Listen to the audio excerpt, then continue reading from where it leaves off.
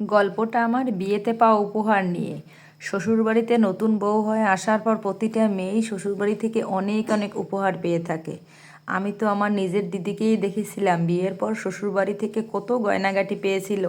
অষ্টমঙ্গলায় আমার দিদি যখন আমাদের বাড়িতে এলো, আমার দিদির গায়ে কত গয়না, বেশ ভারী ভারী সব জিনিস। আমার বাবা সেখানে অত গয়না দিতে পারেনি, কিন্তু দিদির শ্বশুরবাড়ির শাশুড়ি, পিসি শাশুড়ি, বর দিদিকে যেন সোনায় মুড়ে দিয়েছিল। দুপুরে খাওয়া দাওয়া সেরে আমার মা, কাকিমা, ঠাকুমা সবাই দিদিকে নিয়ে পড়লো সেদিন। দিদিকে মাঝখানে বসিয়ে শুরু হলো দিদির শ্বশুরবাড়ির গল্প। দিদি তো শ্বশুরবাড়ির প্রশংসায় পঞ্চমুখ, হাতটা বাড়িয়ে দিয়ে বলল, এই মান্তাসাটা দেখেছো? এটা আমার শাশুড়ি মা দিয়েছে। কাকিমা বলল, হ্যাঁ রে, তোর শাশুড়ি তোকে সোনার নোয়া দেয়নি? তা আবার দেবে না? এই তো এটা দিয়েছে। তোর হারের ডিজাইনটা বেশ ভালো, লকেটটাও কিন্তু দারুণ। এটা তো ও দিয়েছে, একেবারে নিজের পছন্দে। ও মানে আমার জামাইবাবু। দিদি একটা একটা করে সব গয়না দেখাচ্ছে, আর আমরা সবাই দেখছি। ঠাকুমা বলে উঠল, এমন শ্বশুরবাড়ি পাওয়া মেয়ের ভাগ্যের ব্যাপার। এরপর ভালো করে ঘর সংসারটা করো, তাহলেই হবে। মা বলল, ভালো শাশুড়ি পেয়েছো, তা না হলে এত ভারী ভুরি জিনিস কেউ দেয়? শাশুড়ির কথা মতো সব কিছু মেনে চলবে। আমার দিদি বলে উঠল, সত্যিই আমার শাশুড়ি ভালো। শুধু শাশুড়ি নয়, শ্বশুরবাড়ির প্রত্যেকটা মানুষই ভালো। প্রতিটা মাই বোধহয় নতুন বিয়ে হওয়া মেয়ের মুখ থেকে এমন কথাই শুনতে চান। সেদিন মায়ের মুখ দেখে বুঝেছিলাম মা ভীষণ খুশি হয়েছিল দিদির মুখে শ্বশুরবাড়ির গুণগান শুনে। আমিও সেদিন ভেবেছিলাম আমারও যেন এমন একটা শ্বশুরবাড়ি হয়, আমিও যেন দিদির মতো বলতে পারি আমার শ্বশুরবাড়ি খুব ভালো, আমাকেও তো কত উপহার দিয়েছে। আমার কথা শুনে আমার মাও যেন খুশি হতে পারে। দিদির বিয়ের 3 বছর পর আমার বিয়ে হলো। দিদির মতো আমারও দেখাশোনা করেই বিয়ে। আমার বড় মামাকে আমার শ্বশুরমশাই বলেছিল একটা ভালো মেয়ে দেখে দিতে। আমার মামা রেলে চাকরি করেন, মামার অফিসেই চাকরি করতেন আমার শ্বশুরমশাই। সেই হিসেবে আমার শ্বশুরমশাইয়ের সাথে মামার চেনাশোনা। আমার মামা আমার শ্বশুরমশাইকে বলেছিল, আমার বড়দি একটি মেয়ে আছে বিনু, তোমার ছেলের জন্য দেখতে পারো। মামার কথা শুনে শ্বশুরমশাই হেসে বলেছিলেন, তাহলে তো ভালোই হয়। নিজেদের চেনা জানার মধ্যে যখন মেয়ে পাচ্ছি তখন আর অসুবিধে কী? আর কদিন পর আমি রিটায়ার্ড করে যাব, একটা আত্মীয়তা হলে তোমার সাথে সম্পর্কটা থেকেই যাবে, তখন দুই বেয়াই মিলে কত গল্প স্বল্প হবে। কথাগুলো খুব হেসেই বলেছিলেন আমার শ্বশুরমশাই। বিধাতা পুরুষ বোধহয় সেদিন এমন কথা শুনতে পেয়েছিলেন, তা না হলে আর বিয়েটাই হবে কেন এখানে। একদিন সকালে মা বলল, আজ বিকেলে যেন কোথাও বেরিস না, তোর মামা তোর জন্য একটা ভালো সম্বন্ধ নিয়ে এসেছে, বিকেলে ওনারা দেখতে আসবেন। আমার বিয়ের জন্য তখন দেখাশোনা শুরু হয়ে গিয়েছিল এক প্রকার। দু এক জায়গা থেকে পাত্রপক্ষ দেখেও গেছে। বিয়ের দেখাশোনার নাম শুনলে আমার গায়ে যেন জ্বর আসে। মাকে বললাম, এত তাড়াতাড়ি বিয়ে দিতে হবে? মা বলল, 25 বছর বয়স হয়ে গেল, এবার তোর ঘরে বসিয়ে রাখা যায় না, পড়াশোনা শেষ, চাকরি বাকরির জন্য চেষ্টা করছো ঠিকই, সেটা বিয়ের পরও করা যেতে পারে। আমি একটু হেসেই জিজ্ঞেস করেছিলাম মাকে, তোমরা দেখছি বিয়ে না দিয়ে ছাড়বে না আমাকে, তা আজ কোন মহারাজ দেখতে আসছে শুনি? তা জানি না অত কিছু। তোর মামা যখন সম্বন্ধটা নিয়ে আসছে, আশা করি খারাপ কিছুই হবে না। তোর বড় মামার উপর সম্পূর্ণ ভরসা আছে আমাদের। বড় মামা খুব বিচক্ষণ মানুষ, তাই মামা যখন নিয়ে আসছে খারাপ কিছু হবে না, সে ধারণা আমারও ছিল। মা শুধু এটুকু বলেছিল ছেলেটি ব্যাংকে চাকরি করে। যাই হোক, সেদিন বিকেলে আমাকে ওনারা দেখতে এলেন। আমি তো দেখেই হয়ে গেছে, যারা এসেছে তারা সকলেই মহিলা, কোনো পুরুষ মানুষ আসেননি, এমনকি পাত্রও আসেনি। আমাদের বাড়িতে আমার মা, কাকিমা সবাই তখন কানাঘুষা করছে। কাকিমাকে মায়ের কানের কাছে মুখ নিয়ে গিয়ে ফিসফিস করে বলতে শুনলাম, বড়দি কী ব্যাপার গো, জন্মে দেখিনি 4জন মেয়ে মিলে দেখতে আসবে? আমাদেরও তো বিয়ে হয়েছে, বলো, বাড়ির ছেলেরাই তো আসে, মনে হচ্ছে ও বাড়িতে মেয়েরাই কর্তা।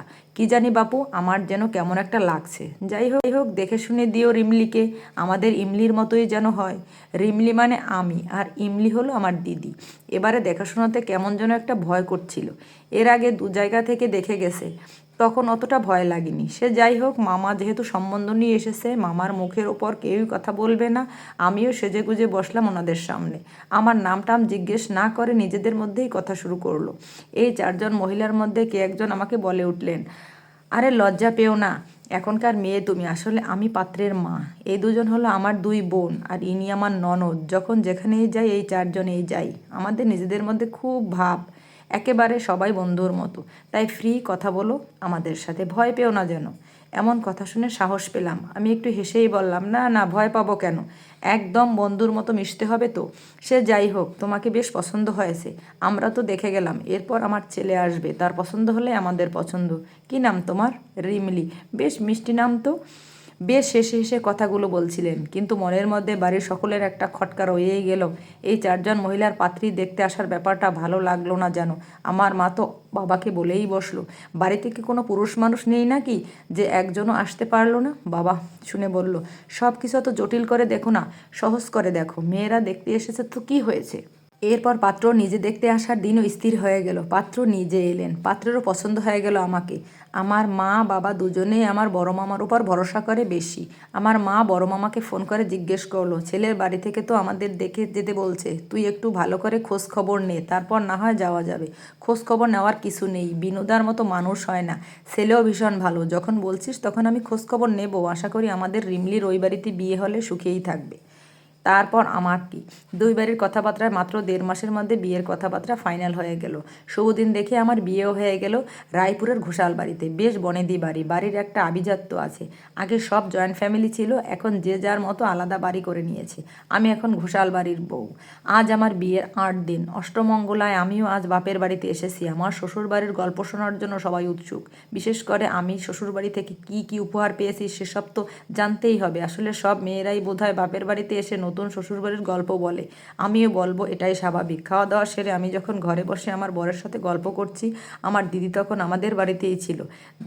দিদি বাইরে ডেকে বলল, রিমলি কাকিমা ডাকছে তোকে, বাইরে আয়। ঘর থেকে বেরিয়ে দেখি দালানে মা ঠাকুমা কাকিমা সবাই মিলে বসে আছে। ঠাকুমা পান চিবোতে চিবোতে বলল, কাল সকালেই তো চলে যাবি রে দিদি ভাই, তোর শ্বশুরবাড়ির গল্প শুনবো বলে আমরা বসে আছি কখন থেকে। আমি অষ্টমঙ্গলা এসেছি বটে, পরের দিন সকালেই শ্বশুর বাড়িতে ফিরে যেতে হবে, কারণ বরের ছুটি শেষ, ওকে অফিস জয়েন করতেই হবে। তো আমিও গিয়ে বসলাম মা ঠাকুমার কাছে, বসে গল্প জুড়লাম। মনে পড়ছিল দিদি যখন অষ্টমঙ্গলা এসেছিল সেসব কথা। দিদি গর্ব করে কত গয়না দেখাতে পেরেছিল, কিন্তু আমি তো সেভাবে দেখাতেই পারবো না, কারণ আমার দিদিকে যেভাবে গয়না দিয়ে ভরিয়ে দিয়েছিল শ্বশুরবাড়ি থেকে, সেভাবে কোনো গয়না দেয়নি আমাকে। নতুন বউকে যতটুকু দেওয়া যায় ততটুকুই দিয়েছেন। কাকিমা জিজ্ঞেস করলো, তোর শ্বশুরবাড়ির সবাই কেমন? ভালোই। কাকিমা আস্তে আস্তে জিজ্ঞেস করলো, যাতে আমার বর শুনতে না পায়, বিয়েতে শাশুড়ি কি দিল? এই তো নোয়াটা, তোমার জামাই এই আংটিটা দিয়েছে। এত বড় বাড়ি আর এই সামান্য কয়েকটা জিনিস, ভালো কিছু দিতে পারলো না? খুব কৃপণ মনে হয়। সে তুলনায় ইমলির শ্বশুর বাড়ির দিল অনেক কিছু। তুই তো দেখছিস কত কি দিয়েছিল তোর দিদিকে। আমি তখন হাসছি, কাকিমাকে বললাম, কাকিমা তুমি ভুল ভাবছো, আমার শ্বশুরবাড়ির প্রতিটা মানুষ খুব বড় মনের, তা না হলে ঘরের বউকে কেউ এত বড় সম্মান দিতে পারে? আমার শ্বশুরবাড়িতে নতুন বউকে উপহার দেওয়ার একটা সুন্দর রীতি আছে। আমরা উপহার বলতে সোনা দানা বা অন্যান্য সামগ্রী বুঝি, কিন্তু এর বাইরে অনেক বড় করেও ভাবা যায়। সেই ঐতিহ্য চলে আসছে। আমার ঠাকুমা শাশুড়ি আমাকে জিজ্ঞেস করলেন, উনি এই নিয়মটা কবে থেকে চালু করেছেন? আমার মা কাকিমা তখন হাঁ করে মনোযোগ দিয়ে আমার কথাগুলো শুনছে। ঠাকুমা বলল, কী নিয়ম রে রিমলি? নতুন বউ সেজে যখন ওই বাড়িতে পা রাখলাম, আমাকে আগে বরণ করলেন আমার শ্বশুর, তারপর বরণ করলেন আমার শাশুড়ি। শ্বশুর বরণ করতে করতে বললেন, বৌমা অবাক হলে তাই না? ভাবলে পুরুষ মানুষ হয় কেন বরণ করলো? এটাই এই বাড়ির নিয়ম, কারণ তুমি এলে শ্বশুর বাড়িতে। মন্দ লাগেনি এমন নিয়ম। বিকেলে শুরু হলো আশীর্বাদ পর্ব। আমাকে সবাই আশীর্বাদ করার পর সব শেষে আশীর্বাদ করলেন আমার শাশুড়ি।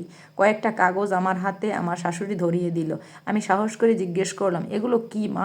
আমার শাশুড়ি বললেন, এই যে আমাদের বাড়ির গেটের ডান দিকে ছোট বাড়িটা আছে, এটা হলো ওই বাড়িটার দলিল। আজ থেকে এই বাড়িটার মালিক তুমি। আমি যখন নতুন বউ হয়ে এসেছিলাম তখন আমার শাশুড়িও আমাকে দিয়েছিলেন, আজ আমি তোমাকে দিলাম। ঘোষাল বাড়ির বউ হয়ে যে আসবে এই বাড়ি তারই। আমার শাশুড়ি এটা বলে গেছেন, বিয়ের পর্ব মিটে গেলে পাকাপোক্তভাবে তোমার নামে রেজিস্ট্রি হবে। শুনে দারুণ খুশি হয়েছিলাম, কিন্তু এমন নিয়ম কেন সেটা জানতে ইচ্ছে করছিল খুব। বিয়ের অনুষ্ঠান মিটে যাবার পর আমার শাশুড়িমাকে জিজ্ঞেস করেছিলাম সে কথা। শাশুড়িমা বলেছিলেন, আমার শাশুড়িমা যখন বউ হয়ে এ বাড়িতে এসেছিলেন তখন শাশুড়ির কোনো স্বাধীনতা ছিল না, সব কিছুতেই অন্যের মত মতো চলতে হতো। কিছু ভুল ত্রুটি হলেই আমার শাশুড়িকে শুনতে হতো, এ বাড়িতে কোনো বেয়াদবি চলবে না, এ বাড়ি তোমার নয়। খুব খারাপ লাগতো আমার শাশুড়ির। একদিন শ্বশুরকে বলেছিলেন, একটা বাড়ি করে দাও, যে বাড়িটা হবে আমার, তার জন্য আমি আমার সমস্ত গয়না বিক্রি করে দিতেও রাজি। তবে আমার শ্বশুর ভালো মানুষ ছিলেন, শ্বশুরের ইনকাম তখন খুব বেশি ছিল না, উনি সামান্য কিছু দিয়েছিলেন, আর বাকি টাকাটা শাশুড়ির গয়না বিক্রি করে ওই জায়গাটা শ্বশুরের পিসির থেকে কিনে নেন আমার